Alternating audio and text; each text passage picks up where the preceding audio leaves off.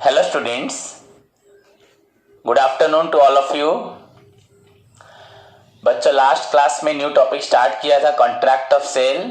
उसके अंदर हमने sale and agreement to sale पढ़ा था एंड उसके साथ उसका फीचर्स हमने कंप्लीट किया था।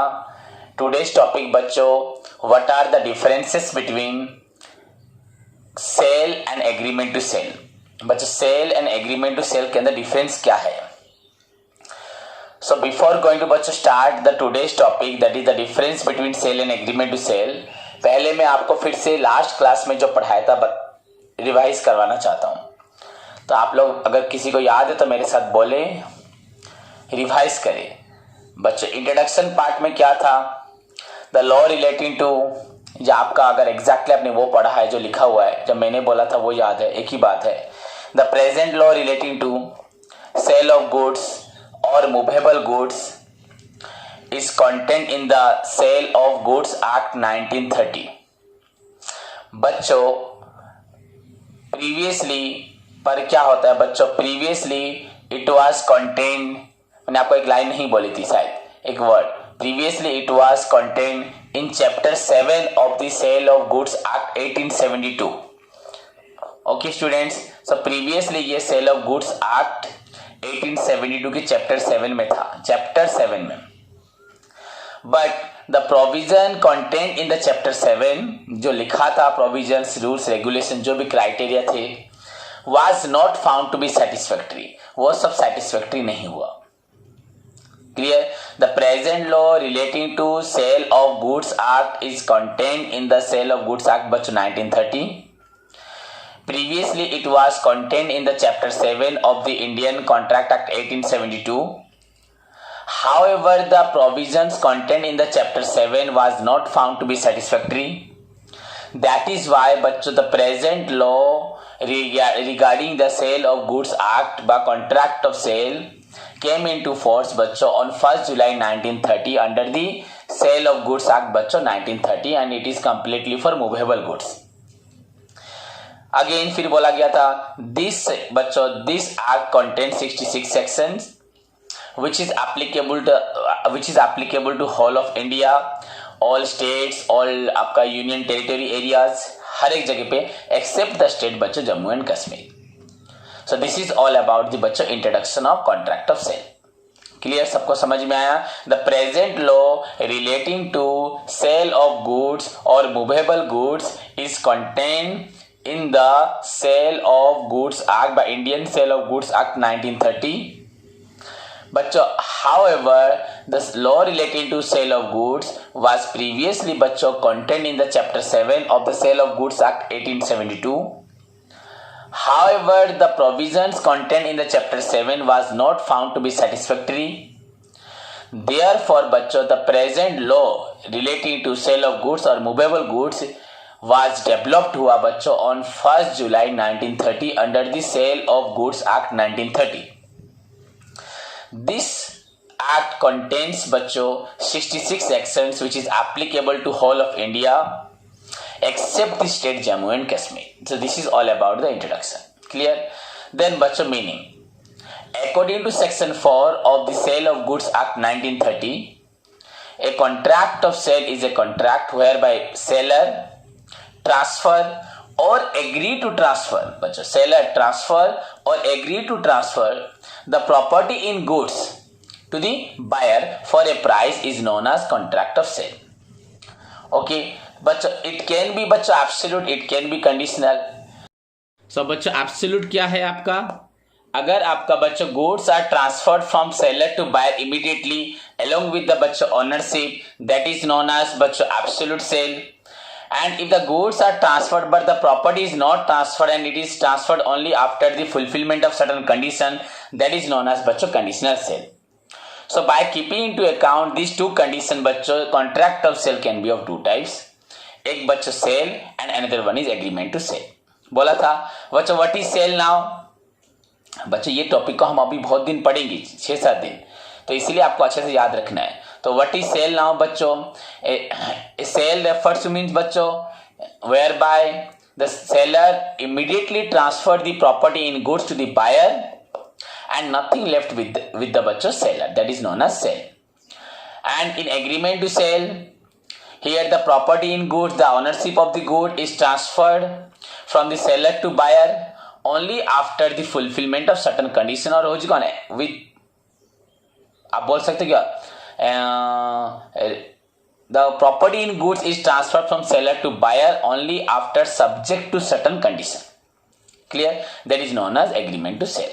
So फिर नेक्स्ट बताया था आपको बच्चों, when agreement to sell becomes sale, only when the बच्चों टाइम लैप्स हो जाता है, एक्सपायरी ऑफ द पीरियड हो जाता है, या ओनली व्हेन द आपका कंडीशंस रिगार्डिंग द बच्चों आपका agreement to cell is fulfilled. तो अगर कंडीशन फुलफिल हुआ तो एग्रीमेंट टू सेल क्या हो जाएगा, सेल में कन्वर्ट हो जाएगा. देन आई टोल्ड यू बच्चों about the features, contract, parties, आपका ट्रांसफर ऑफ गुड्स, आपका गुड्स, एंड फाइनली बच्चों price. Clear? So this is all about the बच्चों कॉन्ट्रैक्ट में. आपको मालूम है कॉन्ट्रैक्ट ऑफ सेल, चाहे वो सेल हो या एग्रीमेंट टू सेल हो, उसको भी लॉ ऑफ कॉन्ट्रैक्ट के सारे एलिमेंट्स को फॉलो करने हैं, मतलब उसको भी एनफोर्सेबिलिटी क्रिएट करना है. समझे? Contract means enforceability by law. तो हमें भी कॉन्ट्रैक्ट ऑफ सेल में सेल हो या एग्रीमेंट टू सेल हो, that must fulfil all the essential elements of section 10 of the Indian contract act 1872, चाहे वो जो भी हो. क्लियर? देन बच्चों अगर हम नेक्स्ट पॉइंट पढ़ा parties, it must consist of two parties, one is seller and one is buyer. And बच्चों seller and buyer must be two different person, दोनों टू डिफरेंट पर्सन होने चाहिए, कभी भी एक नहीं होने चाहिए, क्योंकि one person can not sell goods to himself, क्योंकि एक इंसान अपने आप को खुद गुड्स नहीं बेच सकता, but subject to certain exception था. क्लियर? थर्ड पॉइंट बच्चों transfer of property. Transfer of property in a contract of sale there must be a transfer of goods. और बच्चों agreement to transfer of goods, अभी transfer होगा या agreement होगा transfer of goods या property in goods, समझ में है कि नहीं? सो देयर मस्ट बी बच्चों ट्रांसफर, चाहे आज हो चाहे कल हो. But in case of bailment में बच्चों क्या होता था, only the transfer of position होता था, गुड ट्रांसफर नहीं होता था. तो जो भी हो कॉन्ट्रैक्ट ऑफ सेल में ट्रांसफर होगा प्रॉपर्टी, चाहे अभी हो चाहे बाद में हो, तो ट्रांसफर ऑफ प्रॉपर्टी होगा ही होगा. Then बच्चों goods, whenever property is transferred, it must be transferred in terms of goods. But good doesn't means any kind of immovable property या money या debt. Goods के अंदर बच्चों immovable property नहीं आएगा, money नहीं आएगा, या कोई अपने उधार को किसी को ट्रांसफर नहीं कर सकता. होगा वो नॉर्मली में चले जाएगा, वो कॉन्ट्रैक्ट ऑफ सेल में नहीं आएगा. क्लियर? देन प्राइस बच्चों under the contract of sale, चाहे वो सेल हो या एग्रीमेंट टू सेल हो बच्चों, goods must be transferred for a price. Buyer को कुछ ना कुछ प्राइस देना पड़ेगा, दैट इज नोन एज, तभी उसको बोला जाएगा contract of sale. Clear? So today's topic बच्चों, today's topic is what are the differences between बच्चों sale and agreement to sale. And this distinction is very much essential बच्चों. क्यों essential है? Very important, because बच्चों in order to understand the rights and duties या liability of the बच्चों seller and buyer. Sale में क्या हक है मेरे पास, मैं सपोज सेलर हूं, आप लोग बायर हैं, तो सेल में मेरे पास क्या हक है, एंड आपका एग्रीमेंट टू सेल में आपका क्या हक है, इसको जानने के लिए बच्चों हमें पढ़ना है डिफरेंस. यहाँ से एक्चुअली हमें राइट ड्यूटी यहाँ नहीं पढ़ना, डिफरेंस पढ़ना, पर डिफरेंस को उसी कैटेगरी से मैं लेके जाऊंगा कुछ पॉइंट. तो आप ध्यान से सुने, this is very important question, guaranteed question बच्चों. लगभग आपका हर साल ये क्वेश्चन आता है, what do you mean by contract of sale, how it is differ from, what do you mean by contract of sale, explain the difference between sale and agreement to sale. अगर by chance ना आए तो sale and bailment, sale and hire purchase ऐसे आएगा, या agreement to sale and hire purchase, इस तरह से डिफरेंसेस आएंगे, कोई भी डिफरेंस आए. सो टुडे पहले हम पढ़ने जा रहे हैं what are the differences between बच्चों sale and agreement to sale. तो फर्स्ट बच्चों नेचर ऑफ कॉन्ट्रैक्ट. सेल का नेचर क्या है, एग्रीमेंट टू सेल का नेचर क्या है, दोनों आते हैं कॉन्ट्रैक्ट ऑफ सेल सेक्शन 4 1930 के अंदर. तो बच्चों सेल का नेचर क्या है, सेल मतलब मैंने आपको सामान बेचा, आपने सारी कंडीशन फुलफिल कर दी. क्लियर बच्चों? मैंने ओनरशिप दे दी, तो यहाँ कुछ बचा क्या और करने कुछ बाकी है बच्चों? खुद सोचिए, यहाँ पे हम दोनों के बीच में कुछ बाकी नहीं है. तो बच्चों अगर देखा जाए कॉन्ट्रैक्ट, जो फॉर्मेशन ऑफ कॉन्ट्रैक्ट में एक था बच्चों on the base of performance, executed contract, executory contract. याद करो, एग्जीक्यूटेड जहां दोनों तरफ से पार्टी काम कर देंगी. तो सेल में क्या है, sale is an executed contract, nature में कंप्लीट हो चुका है। एंड बच्चों अगर देखा जाए एग्रीमेंट टू सेल क्या है, एग्जीक्यूटरी कॉन्ट्रैक्ट, एक पार्टी ने काम किया दूसरे पार्टी ने नहीं किया। सो अगर बाय नेचर देखा जाए बच्चों on the base of performance आपको मालूम पड़ेगा सेल आपका है एग्जीक्यूटेड एंड आपका एग्रीमेंट टू सेल है बच्चों एग्जीक्यूटरी। देखो समझोगे तो पूरा समझ में आएगा और याद भी रहेगा। सो नेचर ऑफ कॉन्ट्रैक्ट में क्या लिखोगे, and a sale refers to an executed contract, sale refers to an executed contract plus a conveyance लिखा मतलब बच्चों ट्रांसफर हो चुका है। and agreement to sell is considered to be an executory contract and pure and simple। वो आपका law language है, pure and simple मतलब क्लियर, आप कंडीशन फुलफिल करोगे मैं आपको आपका ऑनरशिप दे दूंगा। तो जो भी हो बच्चों an agreement to sell is known as executory contract, sale is known as बच्चों executed contract, completed contract, fully completed contract। तो आपको डिफरेंसेस लिखने, आप चाहे एग्रीमेंट टू सेल पहले लिखो चाहे सेल लिखो। यहाँ पे एज पर द लॉ मैंने नोट्स में आपका मेंटेन किया है, आप नोट्स को देख लीजिएगा, पर आपको जैसे ठीक लिखे वैसे लिखना, पहले सेल लिखो या पहले एग्रीमेंट टू सेल लिखो। जब ऊपर क्वेश्चन में दिया होगा difference between sale and agreement to sale तो पहले सेल लिखना। तो sale is considered to be the executed contract, is to be an executed contract, an agreement to sell is considered to be an executory contract and pure and simple। This is first nature of the contract of sale क्या है nature, and आपका contract of sale का nature क्या है, clear। then बच्चों second point transfer of property, ये भी आपको सभी को मालूम है। in case of बच्चों sale property is transferred from seller to buyer immediately and nothing left with the seller, clear। in case of agreement to sell the property is also transferred from seller to buyer but subject to certain fulfillment of condition, subject to fulfillment of certain condition, but only after the fulfillment of certain condition, simple language है। so in case of sale property in goods is transferred from seller to buyer immediately। in case of agreement to sell बच्चों property in goods is transferred from seller to buyer but after the fulfillment of certain condition, not immediately, clear। so this is the another difference between बच्चों sale and agreement to sell। तो first point आपका हुआ nature, second आपका हुआ बच्चों transfer of property.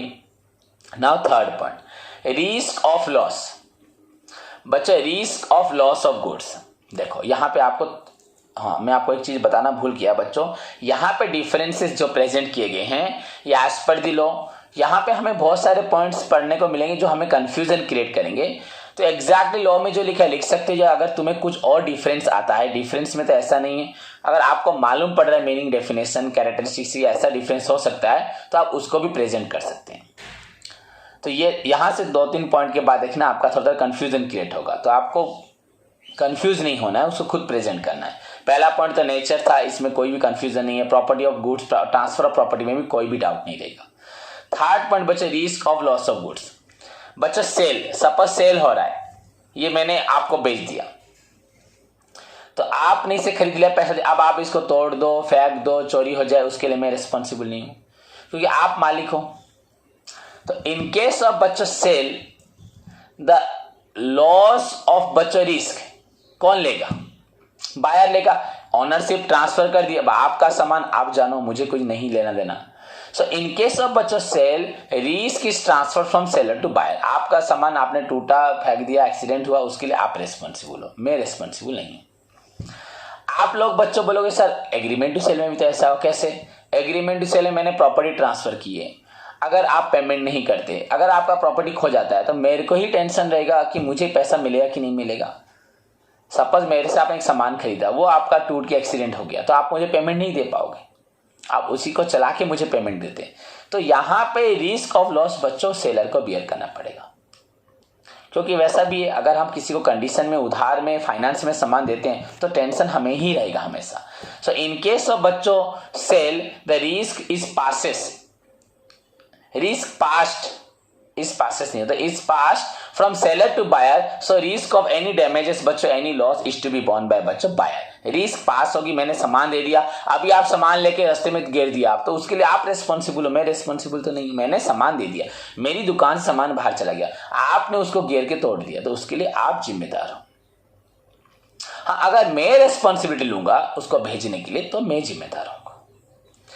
And in case of बच्चों agreement to cell, the risk is borne by the seller. Risk कौन लेता है बच्चों? सेलर, क्योंकि ऑनरशिप तो मेरे पास होता है। मैक्सिमम टाइम रिस्क लेने का चांस किसके पास होता है? सेलर। इवन इफ गुड्स आपके पास है पर रिस्क ज्यादा होता है सेलर का। So this is the another difference बच्चों, another point that distinguish the sale and बच्चों आपका agreement to cell. Okay student, तो एग्रीमेंट टू सेल जो भी हो। वैसे बच्चों नेक्स्ट पॉइंट, फर्स्ट पॉइंट तो आपको बताया nature of contract, second point बताया आपको बच्चों ट्रांसफर ऑफ प्रॉपर्टी, थर्ड हुआ रिस्क ऑफ लॉस। सेल में बच्चों रिस्क ऑफ लॉस बॉर्न करेगा buyer and agreement to cell में चांस है किसका? सेलर का। देन बच्चों कंसिक्वेंसेस ऑफ ब्रीच, कंसिक्वेंसेस या कंसिक्वेंसेस ऑफ ब्रीच। अगर कोई ब्रीच धोखा देता है कॉन्ट्रैक्ट में तो किसको क्या प्रॉब्लम होता है बच्चों? इन केस ऑफ सेल में अगर बोला जाए, अगर बायर ब्रीच करता है सामान लेने के बाद तो सेलर उसके नाम पे स्यू करेगा, केस करेगा। पर बच्चों गुड्स तो मैंने आपको दे दिया, आप इसके मालिक बन चुके हो, मैं तो गुड्स छीन के ला नहीं सकता। आप ऑनर हो, आपका गुड्स मैं ले जाऊंगा मतलब मैं चोरी, ये चोरी कहलाएगा। अगर मैं आपको एक सामान बेचता हूं और आपको दे देता हूं, सपोज ये सेल है, सेल आप ले गए हो पर पैसा आप बोले थोड़ी देर में दे रहा हूं, पर मैंने आपको सेल कर दिया है, ऐसा भी होता है। ऐसा नहीं कि बस ओनली कंडीशंस हमेशा रहेगा, पर आप पेमेंट नहीं देते एक दिन बोल के भी, ऐसा है बच्चों। मैं आपको बोला ना कंफ्यूजन आएगा। आपका एग्रीमेंट टू सेल बच्चों कंप्लीटली एग्रीमेंट में रहेगा कि पेमेंट इतने दिनों के बाद ऐसे होगा। तो बच्चों सेल में अगर बायर कहीं पैसा नहीं देता तो मैंने तो आपको गुड्स दे दिया है, तो मैं आपको स्यू करूंगा only for the price. Suppose आपने मुझसे 1 किलो चावल लिया है, पैसा अभी दोगे बोले हो, पर थोड़ी देर बाद आपने चावल लेके खा लिया। एक बिस्कुट लिया है, बिस्कुट लेके आपने खा लिया, अब मैं आपसे क्या मांगूंगा? पैसा ही मांगूंगा ना। तो बच्चों सेल में क्या होता है समझेंगे नहीं? वैसे बिस्कुट आपने खोले खा लिया तो मैं आपको बिस्कुट क्या मांगूंगा? पैसा ही मांगूंगा। So in case of sale if buyer does not make the price, अगर ब्रीच करता है द सेलर बच्चों sue him for the price, उसे प्राइस मांगेगा। Okay, and in case of agreement to cell if buyer बच्चों क्या करता है? Fails to accept the goods को एक्सेप्ट नहीं करता या ब्रीच करता है बच्चों, कौन? बायर एक्सेप्ट नहीं करता या ब्रीच करता है, कौन? बायर। देन बच्चों सेलर क्या करता है? Sue him for the goods not for the price, sue him for the damages also या गुड्स। सेलर उसको बच्चों डैमेज के लिए, गुड्स के लिए स्यू करेगा, नॉट फॉर द प्राइस। ध्यान से सुनो, मैंने आपको ये गुड्स आपको बेच दिया है, हुआ, और मैंने ये गुड्स आपको बेच दिया है, ये सेल में, ये एग्रीमेंट टू सेल में। बच्चों सेल में मैंने आपको बेच दिया, ये सामान आपका है, अगर आप नहीं पैसा देते तो मैं आपसे पैसा मांगूंगा, ये सामान नहीं छीन सकता क्योंकि इसके मालिक आप हो। एग्रीमेंट टू सेल में बच्चों अगर मैं आपको गुड्स भेजता हूं, हाँ, अगर आप पेमेंट नहीं करते तो मैं ये गुड्स छीन सकता हूं क्योंकि इसका मालिक तो मैं ही हूं, प्रॉपर्टी ट्रांसफर नहीं हुआ है। या सपोज बच्चों क्या होता है, मैंने आपको गुड्स भेजा है, ये डिलीवर किया, आप रिसीव नहीं करते, मैं नहीं लूंगा, पहले बोला ले लिया, फिर बोलते नहीं लूंगे, ठीक है, तो गुड्स तो मेरे पास आ गया, पर मैंने जो आपको डिलीवर कॉस्ट किया, जो मेरा खर्च हुआ आपके पास भेजने के लिए, गाड़ी लेके मैंने भेजा, तो अगर नहीं आप रिसीव करते, गुड्स तो मैंने ले लिया। अगर जो मेरे को सपोज मैं कोलकाता से मुंबई सामान भेज रहा हूं तो मुंबई तक मेरा जो ट्रांसपोर्टेशन खर्च मैं आपसे मांगूंगा, मेरा जो लॉस हुआ आपको मांगूंगा, मेरा जो पैसा कैपिटल ब्लॉक होकर रहा इतने दिनों तक उसका पैसा मांगूंगा। बेहतर है मतलब आप मेरा जाने आने का खर्च दो, मेरा जो इतना इन्वेस्टमेंट हुआ इसका खर्च दो, ड्राइवर को हर चीज दोगे, एंड अगर उसमें गुड्स डैमेज हो गया तो वो भी आपको देना पड़ेगा। मत लो गुड्स मत लो, पर ये डैमेजेस आपको देना पड़ेगा। तो ब्रीच करके धोखा देके आप बच नहीं सकते। सो इन केस ऑफ बच्चों सेल, अगर सेल बायर ऐसा करता है, पेमेंट नहीं करता, तो the seller can sue him only for the price, क्योंकि उसके पास तो और कुछ है ही नहीं, ऑनरशिप नहीं है। पर यहां पे in case of agreement to cell if buyer does not make the payment, if buyer does not accept the goods accept नहीं करता या पेमेंट नहीं करता एग्रीमेंट टू सेल में, the seller may not part with the goods को part नहीं करेगा, goods को ले आएगा। सेकेंड थिंग, अगर डैमेज हो रहा है तो वो डैमेज के लिए आपसे क्लेम भी करेगा, उसको मिलेगा दोनों। So that is another characteristics, another बच्चों point of distinction between sale and agreement to sell. Then the बच्चों next point, insolvency of the buyer. अगर बायर इंसॉल्वेंट हो जाता है, देखो यहाँ पे मैंने आपको खुद बोला है, ये अब से जो पॉइंट है सारे कंफ्यूजिंग पॉइंट हैं। लॉ में एक चीज लिखा है, अगर हम लोग बोलें तो हमें लगेगा कि हाँ सर ऐसा लिखोगे तो और भी इजी होगा, तो लिख सकते हो, आपके ऊपर डिपेंड करता है। पर लॉ को पहले सुनो एंड खुद अपने पॉइंट से बनाओ पहले। तो अगर आप खुद बनाते हो तो हम क्या सोचें, सो इनके इंसॉल्वेंसी ऑफ बायर, सपोज मैंने आपको सामान बेच दिया है सेल में, अगर आप इंसॉल्वेंट हो गए तो मैं तो आपसे सामान ला नहीं सकता, मालिक तो आप हो।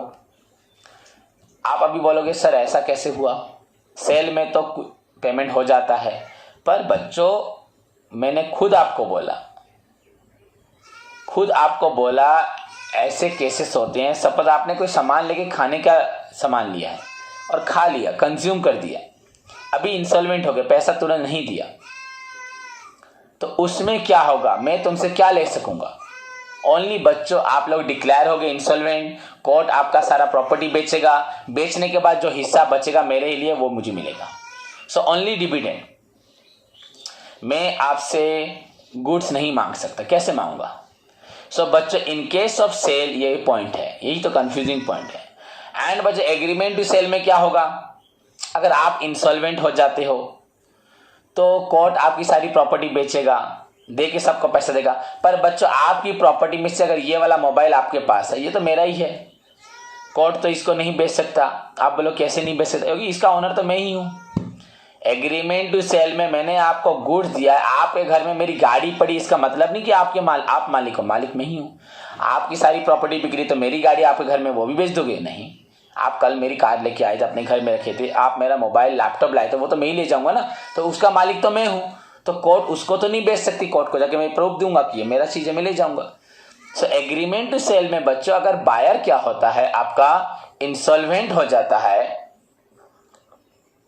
अगर आपका बायर इंसॉल्वेंट हो जाता है तो सेलर क्या करता है बच्चों, सेल में अगर बायर इंसॉल्वेंट हो जाता है तो सेलर बच्चों उससे डिविडेंड के लिए डिमांड करता है, क्योंकि जो मिलेगा कोर्ट से। बट इन केस ऑफ बच्चों एग्रीमेंट टू सेल में अगर बायर इंसॉल्वेंट होता है पेमेंट देने से पहले, द सेलर बच्चों मे not part with the goods, क्या करेगा वो गुड्स पार्ट नहीं करेगा, गुड्स को ले आएगा क्योंकि उसका मालिक है। बट सेल में क्या होगा, वो ओनली प्राइस के लिए डिमांड करेगा। That is the difference between sale and agreement to sale. Law में भी इसी तरह से ही लिखा है, समझ में, अब कंफ्यूज नहीं होना। इंसॉल्वेंसी ऑफ बायर, अगर बायर इंसॉल्वेंट होता है तो आप अगर सोच लोगे कि एग्जीक्यूटेड कॉन्ट्रैक्ट हम समझ रहे हैं, तो यहाँ पे मैं आपके डाउट्स को बता रहा हूँ, एग्जीक्यूटेड कॉन्ट्रैक्ट समझ रहे हैं तो बच्चों ये पॉइंट्स आएगा ही नहीं। पहले सोच लो बच्चों agreement to sale. Agreement to cell में आपको सामान दिया, आपने पेमेंट नहीं दिया, बाद में पेमेंट दोगे तो बाद में मैं ट्रांसफर करूंगा ओनरशिप। अभी आप फिलहाल क्या हो गए, इंसॉल्वेंट, तो मैं क्या करूंगा, मैं गुड्स के साथ आधा तो नहीं गुड्स ले आऊंगा, बस छीन लूंगा। बट अगर सेल हुआ एंड सेल में कहीं आपने पैसा नहीं दिया एंड बिना पैसा देने से पहले आप इंसॉल्वेंट हो गए, सेल है वो, कोई एग्रीमेंट नहीं हुआ कि इतने सालों के बाद पेमेंट होगा, 6 महीने, 1 साल, 5 साल के बाद पेमेंट होगा, आप बाई चांस इंसॉल्वेंट हो गए, तो मैं वहां पे क्या डिमांड करूंगा, गुड्स तो डिमांड नहीं कर पाऊंगा, गुड्स के ओनर आप हो, तो वहां पे I can sue you for the price बच्चों of the goods, only price of the goods. Clear. Then बच्चों इंसॉल्वेंसी ऑफ द सेलर, अगर सेलर इंसॉल्वेंट हो जाता है, सपोज सेल है, आपने मुझे पेमेंट कर दिया है, ओके, और मैं आपको ये गुड्स दूंगा बोला हूं पर अभी तक नहीं दे पाया, बोल दिया दूंगा पर आपका ट्रांसफर नहीं हुआ है, तो ये गुड्स मेरे पास ही है। तो अगर इस समय पे मैं इंसॉल्वेंट हो गया, कौन इंसॉल्वेंट हो गया, मैं हो गया, इन case of the insolvency of the seller, अगर सेलर बच्चों इंसॉल्वेंट हो गया इन केस ऑफ सेल में, तो बायर क्या करेगा, बायर सोचो, आपको यहां पे सेलर के ऊपर बायर का क्या हक है, गुड्स, क्योंकि वो मालिक है, क्योंकि वो मालिक है। सेल में बच्चों पेमेंट दिया है मतलब आप मालिक बन गए हो। क्लियर। तो you can recover the goods from the court को बोलोगे कि हमने पैसा दिया, ये सामान मेरा ही है, ये बोला था, पर हाँ बस उसे लेके नहीं आया मैं, so you have the right. Okay, but in case of agreement to sale, अगर सेलर बच्चों क्या होता है, इंसॉल्वेंट हो जाता है, तो बायर के पास क्या राइट रहेगा? बायर ने प्राइस कर दे दिया है, सेलर ने गुड्स नहीं दिया, सेलर इंसॉल्वेंट हो गया है। सेलर इंसॉल्वेंट हो गया है मतलब बच्चों एग्रीमेंट टू सेल, अब थोड़ा सा कंफ्यूजन आएगा, इसको क्लियर करो। एग्रीमेंट टू सेल का मतलब ही बच्चों ऑनरशिप ट्रांसफर नहीं हुआ। आपने पैसा देने के बावजूद भी उसको ट्रांसफर करने में टाइम लगेगा। तो अगर ऑनरशिप ट्रांसफर नहीं हुआ, अभी मैं इंसॉल्वेंट हुआ, मतलब मेरी सारी प्रॉपर्टी कोर्ट ले जाएगी, तो यहाँ पे आपका हक नहीं है। इवन इफ आपने प्राइस दे दिया है, तो यहाँ पे you can claim against me only for dividend, court आपको देगा, आप बस अपना हिस्सा लेंगे, मेरी सारी प्रॉपर्टी बिकेगी एंड जो बचेगा आपको मिलेगा। तो दैट इज द बच्चों थोड़ा समझने वाला point. In case of sale, sale मतलब बच्चों ऑनरशिप ट्रांसफर हो गया है, आप गुड्स चाहे लो चाहे नो लो। मैं एक दुकान में गया, ये वही मोबाइल मेरे को लेना है, ले लिया, पैसा दे दिया, तो वो मोबाइल मेरा हो गया। वो कि वहां पे हमें चावल एक बस्ता हमने ले लिया, यहाँ पे हमें बच्चों कुछ ऑनरशिप ट्रांसफर का रूल्स रेगुलेशन नहीं है। पर एग्रीमेंट टू सेल में बच्चों कुछ कंडीशंस फुलफिल होती है, जरूरी नहीं कि पेमेंट हो, ऐसा कुछ कंडीशंस भी होती है। तो सेल में आपका ट्रांसफर हो गया है, एंड ट्रांसफर मतलब आप लिए नहीं हो, पर गुड्स मेरे पास है, पर आपके पास ऑनरशिप है। तो अगर मैं इंसॉल्वेंट होता हूं तो आप आके गुड्स को लेके चले जाओगे। देखो उल्टा हो रहा है, जैसे हमने उस वक्त बोला था इंसॉल्वेंसी ऑफ बायर में, वैसे बच्चों अगर एग्रीमेंट टू सेल हो एंड यहाँ पे आप पेमेंट कर देते हो और मैं इंसॉल्वेंट होता हूं, फिर भी बच्चों आपके पास तो ऑनरशिप नहीं है, यू आर नॉट द बच्चों real owner of the property, आप तो प्रॉपर्टी के ऑनर नहीं है। तो क्या होगा बच्चों उस केस में, अगर आप इंसॉल्वेंट होते हो तो मुझे सिर्फ कोर्ट से जो मुआवजा मिलेगा कि नहीं मिलेगा, पूरा बेड डेप्ट हो जाएगा, that depends upon the situation. अगर मैं आपको एक एग्जांपल दूं, आप उसे ध्यान से सुने, एक स्टोरी है एंड रियल स्टोरी है मेरी खुद की, तो मैं आपके सामने एक्सप्लेन करने जा रहा हूं, आप इसको ध्यान से सुनोगे। रियल स्टोरी बच्चों, मैं जब पढ़ रहा था पीजी में, तब मैंने ये लैंड खरीदा था जहां मैं अभी बैठा हूं, ये जमीन खरीदी थी एंड खरीद के अभी जहां घर बना है उस जमीन पे। तो बच्चों प्रॉब्लम ये है, इस जमीन पे कुछ प्रॉब्लम थी, आपको बता रहा हूं। जब मैंने खरीदा, मेरे साथ यहाँ पे 9 लोगों ने भी जमीन खरीदी, तो उसका हमने इंक्वायरी किया एंड उसमें बच्चों कुछ वीडियो थे, कुछ आपका नर्स थे, कुछ एडवोकेट्स थे, तो उन एडवोकेट्स ने ही सारे डॉक्यूमेंट्री वर्क किया था। तो ऐसे 9 लोगों ने, 7 या 9 लोगों ने खरीदा था। तो बच्चों मेरा सेकेंड प्लॉट है, मेरे बाद 3rd 4th 5th 6th 7th 8th 9th, real story. तो उन्होंने इंक्वायरी किया था, वो लोग खरीदने के राजी थे, पर मैं आया थोड़ा बाद में, तो पर मुझे उन्होंने पीछे लेते, मैं फ्रंट में लिया। तो जो भी हो, तो जब मैंने इस ज़मीन को लिया तो उन्होंने इंक्वायरी की थी, तो मैं उनके भरोसे पे ले लिया कि हाँ सब हमने देखा है, ज़मीन पे कोई लिटिगेशंस नहीं है, कोई भी डिस्प्यूट्स नहीं है, सब ठीक है, ओके है, तो हम लेते हैं। तो मेरे हिस्से में जो पड़ा मैंने लिया, पेमेंट मैंने किया। बट आफ्टर कुछ ईयर के बाद मैं घर बनाने के लिए सोचा। तो जब घर बनाने के लिए सोचा, मुझे कुछ फाइनेंस की ज़रूरत थी, कुछ था कुछ नहीं था। तो जब फाइनेंस की ज़रूरत हुई तो मैं बैंक के पास गया। तो बैंक के पास जब लोन लेने के लिए गया, बैंक राजी हुआ लोन देने के लिए, पर बैंक इस ज़मीन के ऊपर इन्वेस्टिगेशंस करता है। तो रियल स्टोरी, तो उसके ऊपर सुनो बस, बैंक ने जब इन्वेस्टिगेशन किया, लोन बच्चों 3-4 डेज 5 डेज में सैंक्शन हो जाता है अगर आपके सारे डॉक्यूमेंट ठीक होंगे। मेरा लगभग 15-20 दिन तक नहीं हुआ। तो मैं 2-3 बार गया, बैंक वाला पता नहीं आपका क्या प्रॉब्लम चल रहा है, शायद ऐसा प्रॉब्लम तो होगा नहीं, मैं तो खुद ऑनर हूँ, रियल ऑनर हूँ, मेरे नाम पे, खुद के नाम पे ज़मीन है, ना कि मेरे किसी फॉरफादर, किसी पापा, उसके पापा, उनके नाम पे है, तो प्रॉब्लम नहीं होना चाहिए। पर बच्चों ऐसे 15-20 दिन के बाद प्रॉब्लम निकला। बोला कि आप इसके ओनर नहीं हो। तो सोचो मुझे कैसा फील हुआ होगा। मैंने ऐसा कैसे हो सकता है, पूरा पहले तो इंसान डर भी जाएगा, मैं ओनर नहीं हूँ। कौन ओनर है? नहीं, इस ज़मीन का ओनर है बैंक, और एक bank, that is cooperative bank.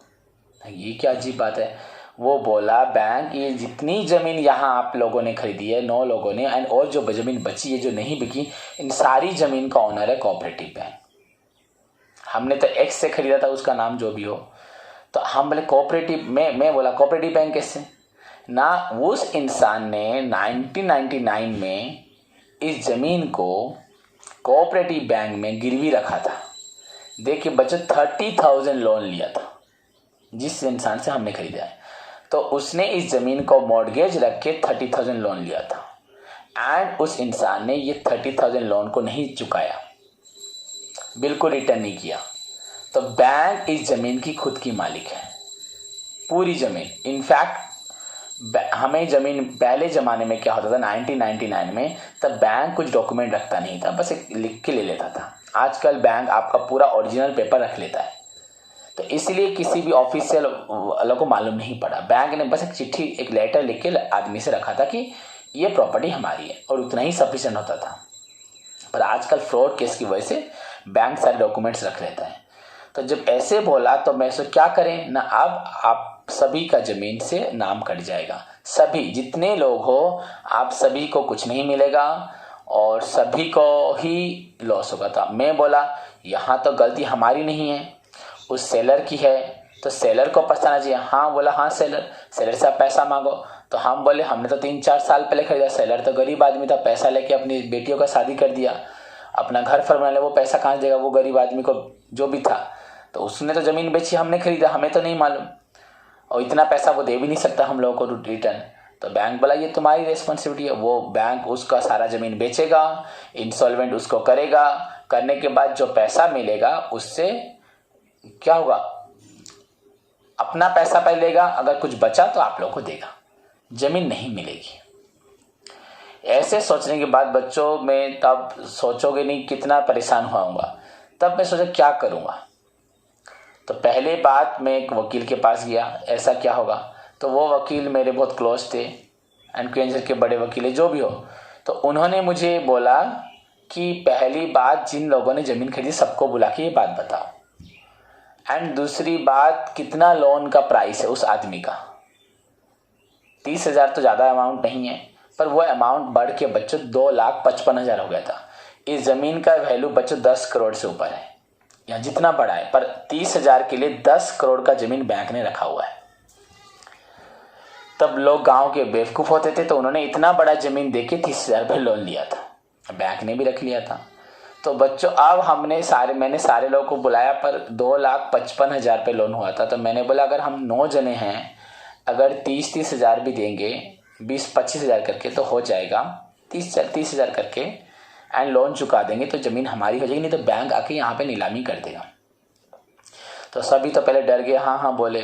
Bank के पास गए, रिक्वेस्ट किए बैंक को कि बैंक हमें ज़मीन दे दो। तो बैंक बोला उस आदमी के नाम पे तो केस चल रहा है और ज़मीन हम देंगे नहीं। पर बैंक को हमने, मैनेजर को मनाया, मैंने खुद मनाया उन एडवोकेट के साथ जाके। तो एडवोकेट भी बैंक का ही एडवोकेट था और मेरे बहुत क्लोज थे, तो उनको भी बोल के बैंक को मनाया। बैंक बोला अगर तुम सारा पैसा विद इंटरेस्ट दे दोगे, कैसे दोगे हमें पता नहीं, तो हम ज़मीन उसको माफ़ कर दें, पर उसके नाम पे केस ज़रूर चलेगा, पर उसको माफ़ कर देंगे। पर आप लोग इतने ज़मीन खरीदिए तो आप लोगों का भी नुकसान हो रहा है, इसको देखते हुए हम कर देंगे। तो एक पर्सनली डिस्कशंस हुआ, पर कोई गलत तो नहीं हुआ। तो हम बोले राजी हैं, देंगे। सोचो बच्चों, तो अगर वहाँ पे ज़मीन इंसॉल्वेंट, वो आदमी इंसॉल्वेंट तो होने वाला था, होने के बाद हमें उससे बस मुआवजा मिलता, सारी ज़मीन चली जाती सभी की।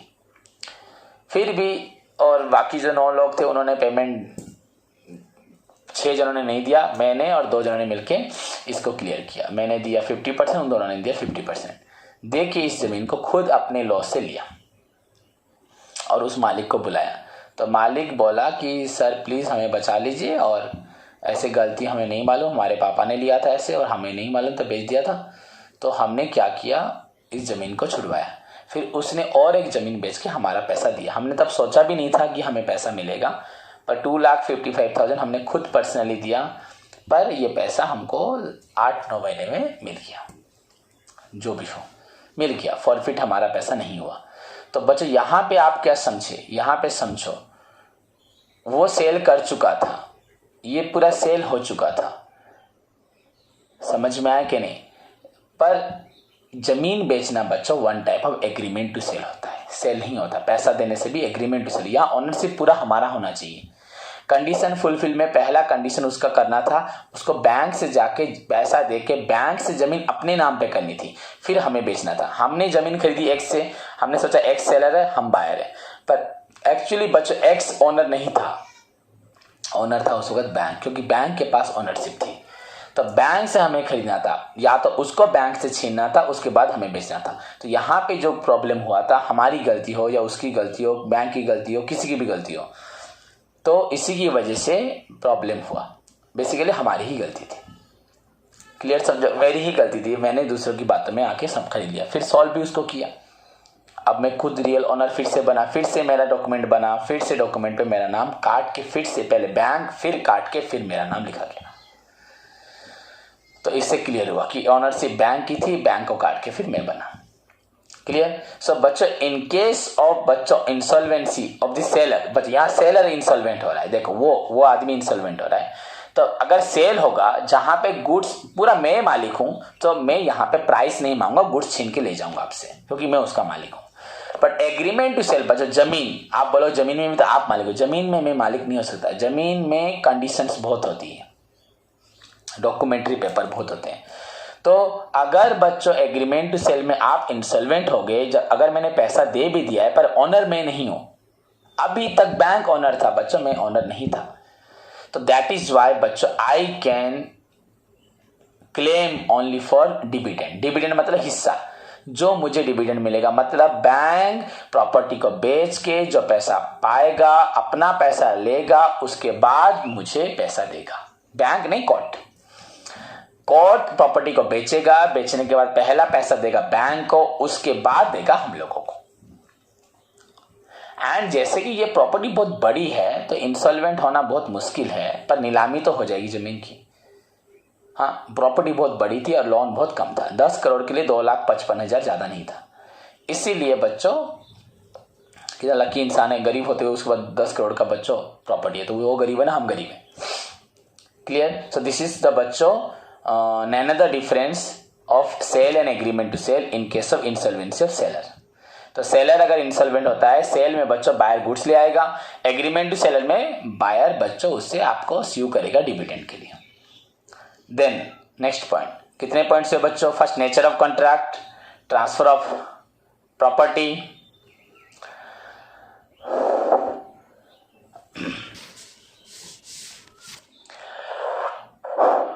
नेचर ऑफ कॉन्ट्रैक्ट, उसके बाद ट्रांसफर ऑफ प्रॉपर्टी, उसके बाद बच्चों loss of risk involved, then बच्चों consequences of breach, insolvency of आपका बायर, इंसॉल्वेंसी ऑफ बच्चों सेलर, देन बच्चों general and particular property, general property and particular property. बच्चों इन केस ऑफ बच्चों sale and in case of agreement to sell फर्क क्या है बच्चों? यहां पे अन एग्रीमेंट टू सेल पहले बता रहा हूं, an agreement to sell creates a right of person है, creates a rights of person है बच्चों। पर्सन नेम का मतलब क्या? It means here buyer and seller बच्चों both have right to get remedy. Suppose बच्चों एग्रीमेंट टू सेल है, मैंने आपको ये बेचा है, आपने कुछ पैसा दिया है, कुछ नहीं दिया, तो इस प्रॉपर्टी पे आपका भी हक है, इस प्रॉपर्टी पे मेरा भी हक है, तो राइट ऑफ पर्सन है बच्चों। यहां पे अगर समझाने को मुझे समझाना पड़ रहा है, पर लॉ में बस लिखा है बच्चों, agreement to sell creates a right of person M, sale creates a right of rem. मेरी बात को सुनो, समझ जाओगे। राइट ऑफ पर्सन एम, राइट ऑफ रेम, REM रेम। तो बस आपको इतना ही लिखना है, agreement to sell creates a right of person M, sale creates a बच्चों राइट ऑफ रेन। सेल में होता है right of rem and agreement to cell में होता है राइट ऑफ पर्सन एम। अब आप बोलोगे बच्चों पर्सन एम का मतलब क्या, रेन का मतलब क्या है? बस ये समझना है, आंसर बस इतना ही, agreement to sell creates a right of person M and sale creates a बच्चों राइट ऑफ रेन। तो पर्सन है मतलब बच्चों एग्रीमेंट टू सेल में बायर और सेलर दोनों का गुड्स के ऊपर हक होता है, that is called right of person है। एंड बच्चों रेम मतलब बच्चों यहां पे buyer gets the complete right, absolute right over the property, that is rem. अब समझे, agreement to sell creates a right of person है मतलब both the party seller and baler have right over the property. But बच्चों आपका sale creates a right of rem, rem मतलब here the seller has only right over the property, absolute right over the property. Seller के पास बच्चों complete right of the property. And this right of the property, भैया मैंने ये खरीदा था, पैसा दिया, तो ये सारी दुनिया मानेगी। जमीन के लिए भैया मैंने ये पैसा दिया है, ये जमीन मेरी है, दुनिया नहीं मानेगी। हाँ पैसा दिया है तो आपको जमीन मिलेगी, मिलना चाहिए, पर उसने, वो भी ऑनर है, आप भी ऑनर, ये सब जब तक क्लैरिटी नहीं होगा तब तक आपको किसी को भी नहीं मिलेगा। So agreement creates a right of person है, here buyer and seller both get remedy, दोनों को मिलेगा। एंड बच्चों sale creates a right of rem, that is here the buyer get the absolute right over the बच्चा property and this right of the buyer is recognized by the whole world. Clear? So nature of contract आपका, उसके बाद हुआ transfer of property, loss of risk involve, consequence of breach, 5 number हुआ insolvency of buyer, then insolvency of seller, 7 point हुआ बच्चों आपका general and particular right by property. तो इसमें जनरल पर्टिकुलर प्रॉपर्टी में जनरल राइट हुआ बच्चों पर्सन है एंड पर्टिकुलर में हुआ बच्चों रेम। नाउ बच्चों sale of goods, right of resale, कौन रीसेल कर सकते हैं ये खुद बताओ। लॉ में थोड़ा अलग लिखा है, हम कुछ अलग भी लिख सकते हैं बच्चों। राइट ऑफ रीसेल, आप सेल में आप बायर हैं, आपने सामान खरीद दिया, आप इसको चाहे जिसको बेचो, आपकी मर्जी। Clear? But agreement to cell में बच्चों ऑनर तो मैं हूं, आपको बस गुड्स दिया गया, ऑनरशिप नहीं दी गया, तो आप इसको किसी को बेच नहीं सकते। यही तो हुआ था, बैंक ऑनर था तो मालिक ने कैसे बेच दिया, वो खुद को मालिक समझने से क्या होगा, वो किसी के पास गिरवी पड़ा था जमीन, तो वो नहीं बेच सकता था। तो बच्चों in case of sale buyer has a complete right to resale the goods, उसकी मर्जी जिसको बेचे। But in case of agreement to cell बच्चों buyer does not resale the goods, buyer goods को बेच नहीं सकता, उसके पास राइट नहीं है, क्योंकि ऑनर कौन है, सेलर ही है। समझ में आया कि नहीं? पर लॉ में बच्चों ये लैंग्वेज को थोड़ा घुमा फिरा के लिखा हुआ है कि in case of sale the seller बच्चों कैनॉट रीसेल द गुड्स। ये सेल सपोज मैंने बेचा पर सामान मेरे पास ही आपने नहीं लिया, सेल में आपने बस लिया नहीं है पर आप इसके ऑनर हो। The seller cannot resale the goods and in case of agreement to sell goods मेरे पास हो आपके पास हो, the seller can resale the goods. अगर आप पेमेंट नहीं दोगे, कंडीशन फुलफिल नहीं करोगे, तो मैं गुड्स छीन के आपको किसी और को भेज दूंगा। ये लिखा है आपका लॉ में। थोड़े confusing point, in case of sale the seller cannot sell the goods, in case of agreement to cell the seller can resale the goods. अगर हम इसको लिखें in case of sale buyer is the owner, so buyer can resale the goods, and in case of बच्चों agreement to sell buyer is not the real owner, so buyer cannot resale the goods. तो we can right the same point from our point of view, but जहां तक आपको answer पूरा सही लगेगा, ऐसा नहीं पूरा आंसर गलत हो जाएगा। So this is all about the बच्चों sale and agreement to sell. ठीक, आप यहां पे बच्चों मीनिंग भी ऐड कर सकते हो।